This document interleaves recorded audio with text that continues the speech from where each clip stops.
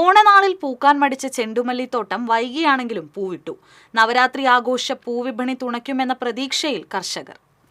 കൊടുങ്ങല്ലൂരിലെ എറിയാട് പഞ്ചായത്തിലെ 16-ാം വാർഡിൽ തൊഴിലുറപ്പ് തൊഴിലാളികളും JLG ഗ്രൂപ്പും ചേർന്നാണ് പൂക്കൃഷി നടത്തിയത്. 4 ഏക്കർ ഭൂമിയിൽ 4000 ചെണ്ടുമല്ലി തൈകളാണ് നട്ടത്. ഒപ്പം വാടാമല്ലിയും കൃഷി ചെയ്തിട്ടുണ്ട്. ഓണക്കാല വിൽപ്പന ലക്ഷ്യമാക്കിയാണ് ഇവർ കൃഷിയിറക്കിയതെങ്കിലും പ്രതീക്ഷിച്ച വിള ലഭിച്ചില്ല. എന്നാൽ ഇപ്പോൾ കൃഷിയിടം മുഴുവൻ പൂവസന്തം തീർത്തിരിക്കുകയാണ്. വാർഡ് 16 തൊഴിലുറപ്പ് തൊഴിലാളികളും JLG ഗ്രൂപ്പും കൂടെ ചേർന്നാണ് ഈ പൂക്കൃഷിയുടെ നടത്തിയത്. ഓണവിപണിയിൽ നമ്മൾ കാര്യമായ പൂവൊന്നും നമുക്ക് ഓണവിപണിയിൽ കിട്ടിയില്ല. പക്ഷേ പൂജയിപ്പോണത്തിന് നല്ല വിപണി നമുക്കുണ്ടാവും. പൂജയിപ്പോണത്തിന് എല്ലാ കടക്കാരും നമ്മളോട് പറഞ്ഞു വെച്ചിട്ടുണ്ട്. അത് അങ്ങനെ 10 വർഷമായി ഞങ്ങൾ ഈ 16-ാം വാർഡിൽ പൂക്കൃഷി നടത്തിക്കൊണ്ടിരിക്കുന്നു.